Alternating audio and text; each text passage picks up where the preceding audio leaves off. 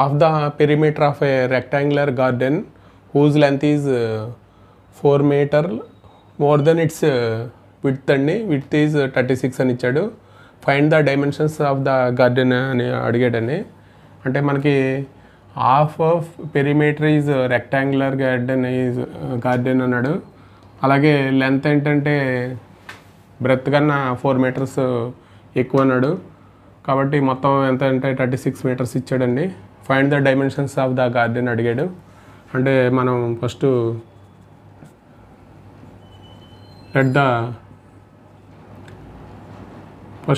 Width రాద్దామండి. Width of the rectangular garden అండి x meters అనుకుంటే దీన్ని ఎక్స్ మీటర్స్ అనుకుందామండి. అలాగే లెంత్ అండ్ ఇట్స్ లెంత్ ఏమనుకుంటామంటే వై మీటర్స్ అనుకుందాం. వై మీటర్స్ అండి. మామూలుగా అయితే మనకి ఇప్పుడు లెంత్ ఈక్వల్ టు ఏమన్నాడంటే అంటే మోర్ దెన్ ఇట్స్ బ్రెత్ కన్నా ఎక్కువ అన్నాడు. కాబట్టి బ్రెత్ ప్లస్ 4 అండి. మోర్ దెన్ 4 meters అన్నాడు కాబట్టి అంటే length Y is equal to ఏమవుతుందంటే బ్రెత్ ఎక్స్ అనుకున్నాం కాబట్టి ఎక్స్ ప్లస్ 4 అవుతుందండి. దీని నుంచి ఈక్వేషన్ రూపంలో రాస్తే X minus why plus 4 is equal to 0. ఇది ఈక్వేషన్ 1 అండి. అలాగే మనకి ఇంకొకటి ఇచ్చాడండి. Given that half the perimeter of rectangular garden ఎంత అంటే మొత్తం 36 ఇచ్చాడు. అంటే హాఫ్ ద పెరిమీటర్ ఎంత ఇచ్చాడంటే పెరిమీటర్ ఆఫ్ రెక్టాంగులర్ గార్డెన్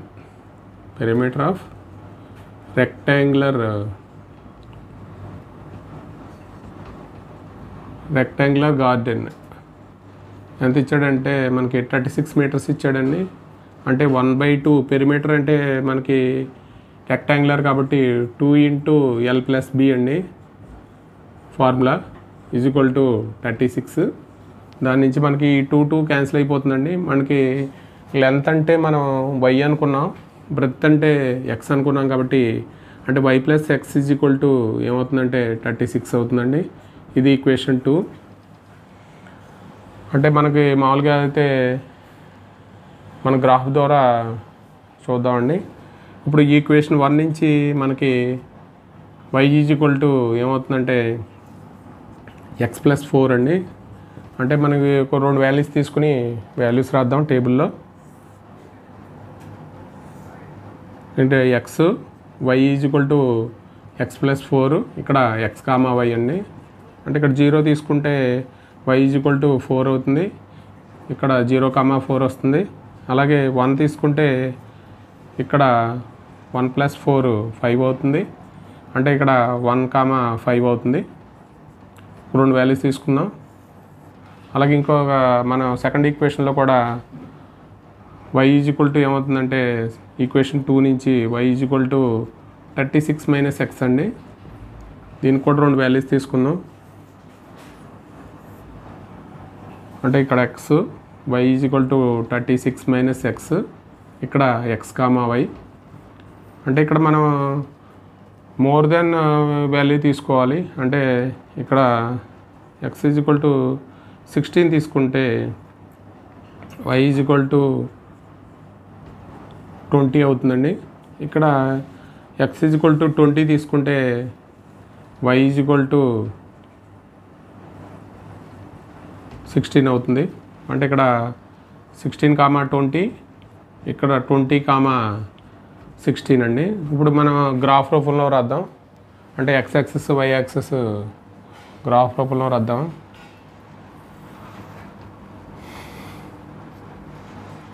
అంటే ఇక్కడ ఇందాక 1 centimeter ఈజ్ ఈక్వల్ టు ఇక్కడ 2 units కింద తీసుకుందామండి. అంటే మనకి సరిపోదు కాబట్టి గ్రాఫ్ ఇక్కడ మామూలుగా అయితే 1 or 2 అలా తీసుకునేవాళ్ళం. ఇప్పుడు ఏం చేద్దామంటే 1 centimeter ఈజ్ ఈక్వల్ టు 2 unitsగా తీసుకుందాం. అంటే 2, 4, 6, 8, 10, 12, 14, 16, 18 అలాగే 20 అండి. ఇలాగ ఇక్కడ కూడా మనం 2, 4, 6, 8, 10 అలాగే 12, 14 అలాగే 16, 18, 20. అంటే మనం ఫస్ట్ 0,4 చూద్దామండి. అంటే ఇది 0 అంటే ఇది y యాక్సెస్ 0 అంటే 4 అంటే ఇక్కడ ఉంటుంది. అలాగే మనం 1,5 అంటే 1 అంటే ఇక్కడ ఉంటుందండి మధ్యలో, అంటే 5 అంటే మనకి ఈ మధ్యలో ఉంటుంది. కాబట్టి మనకి ఇలాగా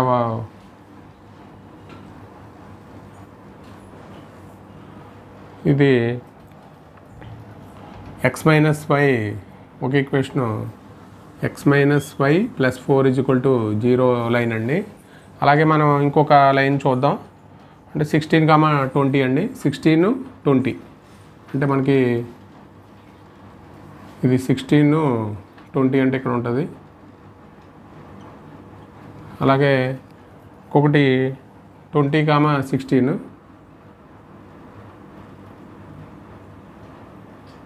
ఇంకొకటి 20, 16. మామూలుగా అయితే మనకి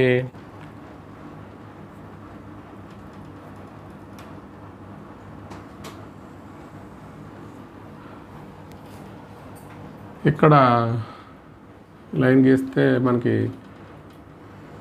ఇలా వస్తుంది లైను. మనకి ఇంటర్సెక్టింగ్ పాయింట్ వచ్చి ఇక్కడ 16,20 వస్తుంది. ఇదేమో మనకి line equation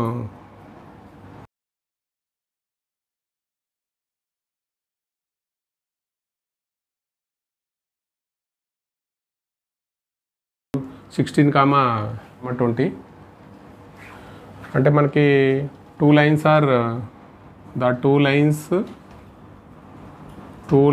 are intersect at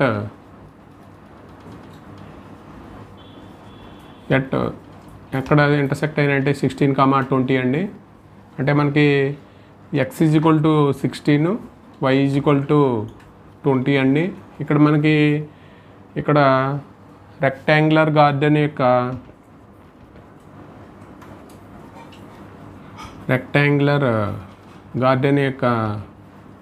width x అనుకున్నాం. కాబట్టి x అంటే 16 మీటర్స్. అలాగే లెంత్ L = ఎంత అంటే 20 మీటర్స్ అండి. ఇది మనకి x అంటే 16 మీటర్స్, y అంటే 20 మీటర్స్. ప్రాబ్లం నెంబర్ 6 అండి. Given the linear equation 2x + 3y - 8 = 0, write another linear equation in 2 variables such that geometrically representation of the pair so formed as intersecting lines, అలాగే parallel lines, coincident lines. అంటే ఒక line equation ఇచ్చాడండి. అంటే ఇంకొక another equation రాయమంటున్నాడు. అంటే మనం అంటే intersecting అయినప్పుడు మన కండిషన్ ఏంటంటే a1/a2 ≠ b1/b2 అండి. ప్యారలల్ లైన్స్ అయినప్పుడు మామూలుగా అయితే కండిషన్ a1/a2 = b1/b2 ≠ c1/c2 అండి. కోఇన్సిడెంట్ లైన్స్ అయినప్పుడు మనకి ఇక్కడ ప్యారలల్ లైన్స్ అయినప్పుడు కోఇన్సిడెంట్ లైన్స్ అయినప్పుడు మొత్తం ఈక్వల్ అవుతాయండి. a1/a2 b1/b2 = c1/c2 అవుతుందండి. దానికి పరంగా మనం ఇంకొక ఈక్వేషన్ రాయాలి. మనం రాద్దాం. The equation of the line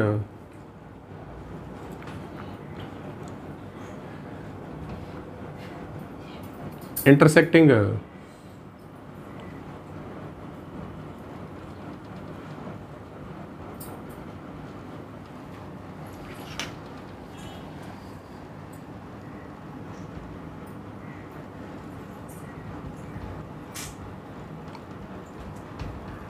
given equation is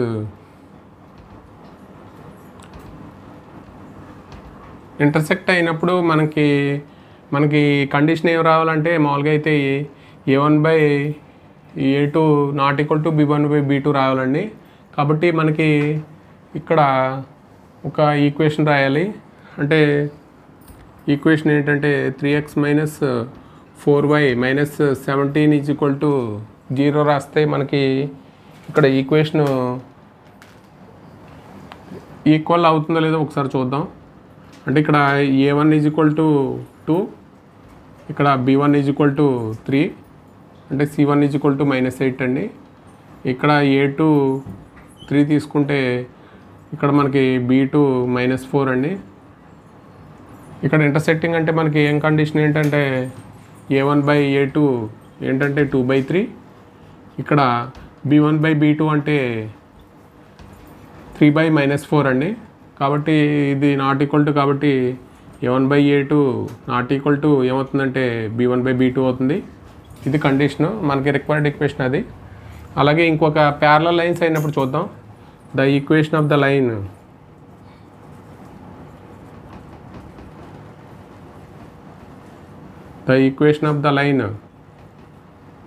parallel to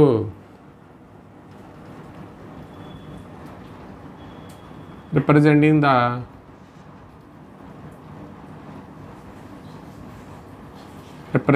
the given equation అండి.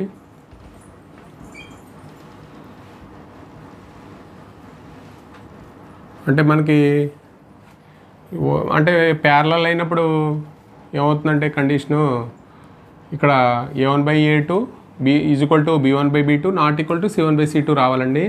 అంటే 4x + 6y - 15 = 0 రాస్తే మనకి ఇప్పుడు చూద్దామండి. ఇక్కడ a1 = 2, అంటే b1 = 3, c1 = -8. ఇక్కడ మనకి a2 అంటే 4, అంటే b2 అంటే 6 అండి, c2 అంటే -15. కాబట్టి a1/a2 ఫైండ్ అవుట్ చేద్దాం. a1/a2 అంటే 2/4, అంటే ఏమవుతుందంటే 1/2 అవుతుంది. అలాగే b1/b2 3/6 అంటే 1/2 అవుతుంది. c1/c2 అంటే -8/-15 అవుతుంది. కాబట్టి మన కండిషన్ ఏంటంటే ఇక్కడ a1/a2 = b1/b2 not equal to c1/c2 అండి. ఇది మన రిక్వైర్డ్ ఈక్వేషను. అలాగే మనకి కన్వీనియంట్గా రాసుకోవాలి. అలాగే the equation of the line coincident lines అయినప్పుడు, line coincident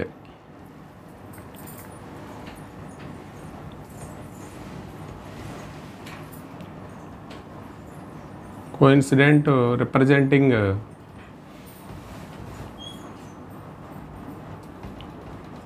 given equation is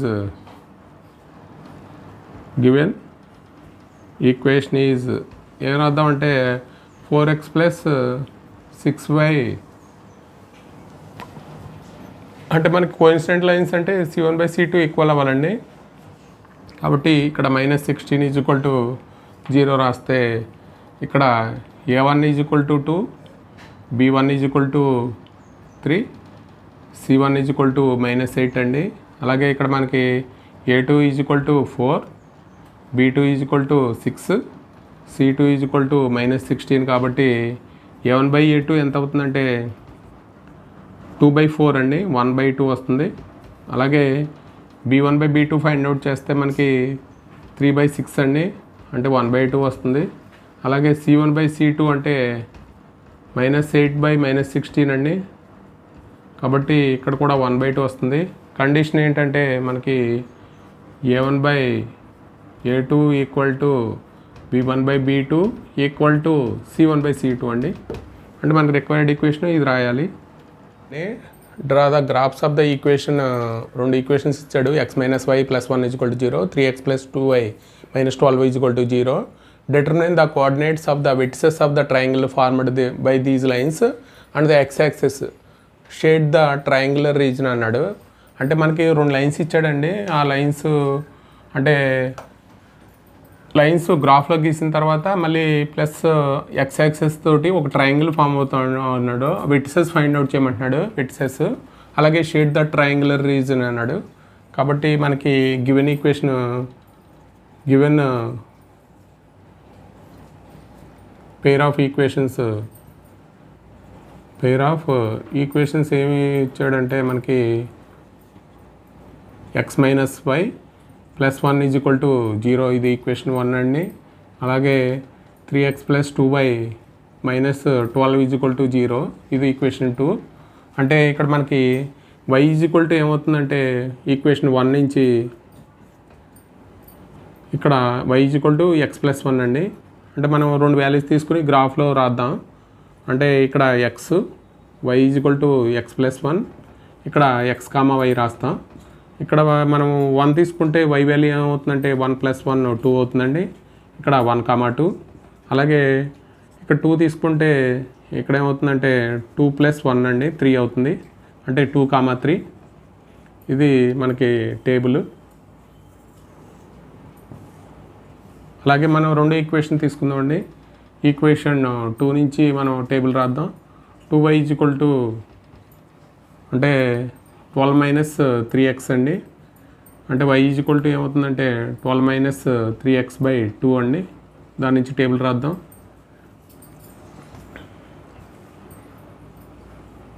ఇక్కడ x, ఇక్కడ y వాల్యూ 3x మైనస్ 2/2, ఇక్కడ x, y. ఇక్కడ మనం 2 తీసుకుంటే x ఈజ్ ఈక్వల్ టు 2 తీసుకుంటే y ఈజ్ ఈక్వల్ టు అంటే ఇక్కడ 6 అవుతుంది, అంటే 3 అవుతుందండి. అంటే 2, 3 అవుతుంది. అలాగే మనం 4 తీసుకుంటే ఏమైనా 2 వాల్యూస్ తీసుకోవాలండి. ఇక్కడ ఏమవుతుందంటే 0 అవుతుంది. అంటే 4, 0. మనకి ఇప్పుడు గ్రాఫ్లో రాద్దాం.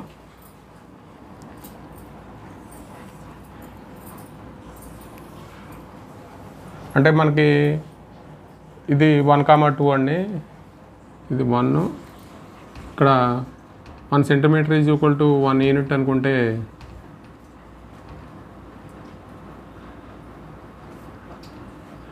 అలాగే ఇక్కడ 1, 2, 3, 4, 5, 6. ఇక్కడేమో -1, -2, -3. ఇక్కడ 1, 2 అంటే ఇది 1, 2 అండి ఇక్కడ ఉంటుంది. అలాగే 2, 3 అంటే ఇక్కడ మనకి గ్రాఫ్ ఇలా వస్తుంది. 2, 3. అలాగే ఇక్కడ 2, 3 అంటే 4, 0 అండి. అంటే ఇది 4 అంటే 4, 0 ఇక్కడ వస్తుంది. ఇక్కడ మనకి గ్రాఫ్ ఇలా గీస్తే ఇది 4, 0. ఇక్కడ అంటే మనకి ఇప్పుడు ఈ 2 ఇంటర్సెక్ట్ అయిన పాయింట్ అయితే మనకి 2, 3 అండి. 2, 3 వద్ద ఇంటర్సెక్ట్ అవుతుంది. అలాగే మనకి ఇక్కడ ఇది -1, 0. ఇక్కడ 4, 0. ఇప్పుడు మనకి ఇది షేడెడ్ రీజన్ అండి. ఇది ఈ 2 లైన్స్ ప్లస్ ఎక్స్ యాక్సిస్ అది షేడెడ్ రీజన్ ట్రయాంగిల్ ఫామ్ చేస్తుంది కాబట్టి ఇది షేడెడ్ రీజన్. ఇప్పుడు మనం వెటిసెస్ రాస్తే the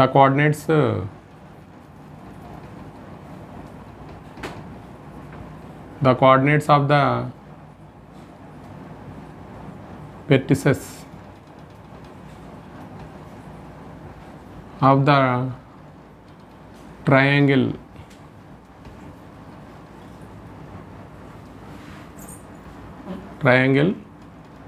formed the pair of lines with and the X axis. అంటే పేర్ ఆఫ్ లైన్స్ ఎక్స్ యాక్సిస్తో ఒక ట్రయాంగిల్ ఫామ్ చేస్తుందండి. వెర్టిసెస్ ఏమవుతాయంటే ఇదేమో ఒకటి -1, 0, ఇంకొకటి ఏంటో 2, 3, ఇంకొకటి 4, 0. అంటే మనకి షేడెడ్ రీజన్ ఏమో మనకి ట్రయాంగిల్ అండి, ఇది షేడెడ్ రీజన్, ఈ వెర్టిసెస్.